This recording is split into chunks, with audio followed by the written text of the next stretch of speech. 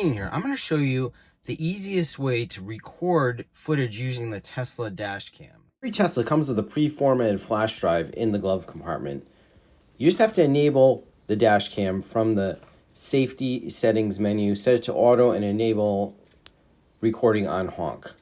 Now, if Tesla detects a crash, like airbag deployed situation, it'll record automatically. But I did have a previous fender bender. Someone tapped me from the back and the camera didn't record and I didn't think to do it, so I had no footage. Now you can touch the Dashcam icon on the dash, the little circle, and record the last 10 minutes or honk the horn. Those are two ways to start the Dashcam. But the easiest way is to press in the right steering wheel button and use the voice command, record that. Record that.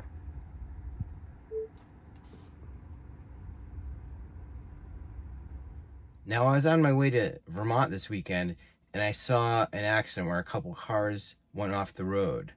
So I wanted to record that footage. Now, I didn't think to do it at the moment I saw the accident, but that's okay because the Tesla Cam records 10 minutes prior when you push the button.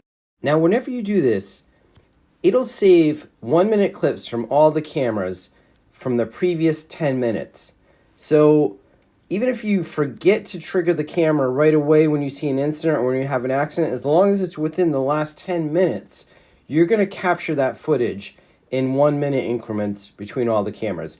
And it will be in the saved clips folder on the flash drive under the Tesla Cam main folder. Now you can also view the clips in the car in the Dashcam app. Find the voice control, record that, the easiest to remember, because if you're around an incident, you may not want to honk the horn, and finding the icon on the dash may also be challenging if you're trying to drive.